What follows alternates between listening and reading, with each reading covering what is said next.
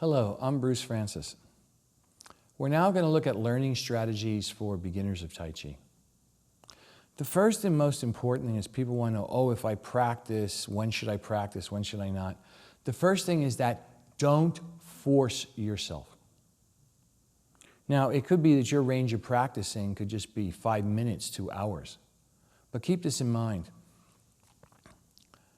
You want to do at least 5 minutes every day.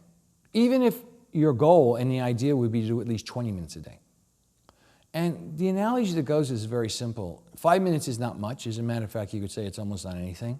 But it keeps the rhythm going inside yourself. And the metaphor I've used for this for years is that when you have big steel plants, these big steel cauldrons that you make steel from, and they want to take a week off for Christmas, for whatever, they keep the steel hot and molten. They keep the fire molten, because if you shut it off, it takes at least 3 days to get it kick-started again. So even if you, on days when it's very rough, you only can practice for 5 minutes, just do 5 minutes, and then when you get back, at least your fire is still hot and you can stoke the flames again. The next thing is very important not to judge yourself. What goes on inside of you when you're doing your form or you're pushing hands is what goes on inside of you. Don't look at people and go, oh, I'm not as good as them, I'm not as good as them. Now that's fine for external competitions, but it doesn't really work, because you see, nobody lives inside your mind and body but you. So it's very important, rather than judging yourself and going, oh, I did that move wrong, and I yell at myself, and you don't want to do any of that. What you want to simply go is, oh, I messed up. Okay, on the next time, I'm going to do it better. And if you don't do it exactly the way you wanted to, oh, I didn't do it so great. But the next time, I'm going to try and make that a bit better. Always move forward. Don't step back. That's very important. Now, the next thing is, in everything in Tai Chi, in all the movements of your form and standing or whatever qigong you do that's a support and an adjunct to it, focus on letting go. Focus on letting go of your strength. Focus on letting go of your mind.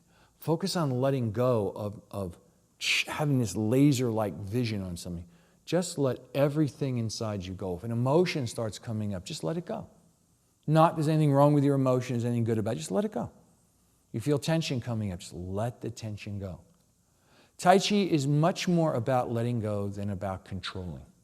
But the fact is, if you learn to let go, you'll find you actually can much, much better control how things happen.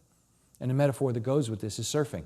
When you're in these big giant waves in Hawaii, you can't tell the wave what to do. Those external circumstances are beyond you, but you can let go, conform to the wave, and that's how you get people surfing 30, 40, 50, 80-foot waves.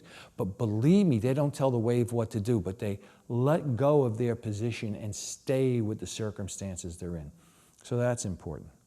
The next thing that's a very important learning strategy for all beginners in Tai Chi is to focus, feel your feet on the floor, actually be able to physically feel your feet on the floor, rather than having your attention go up into your head or up into your chest. Feeling your feet, because if you do that, you will slowly but surely begin to activate your eyes. The next thing that kind of goes with letting go is part of relaxation. When you do the form, let your eyes relax. Let things come into you in the beginning. Let what's out here come into you. You don't have to go out to anything to let it in. When you can do that in a completely relaxed way, then you can have your eyes go out to what you're doing. But the one thing you never want to do is to go out to bug your eyes. That's very bad, because that causes incredible strain, incredible tension, and it makes your chi not smooth.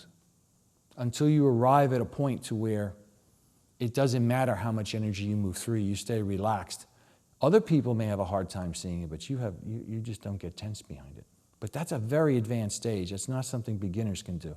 In the beginning, a beginner just wants to make sure that they relax the area, not their eyes, the area behind their eyeballs, until their eyes soften. That's very important for a beginner. Thank you very much.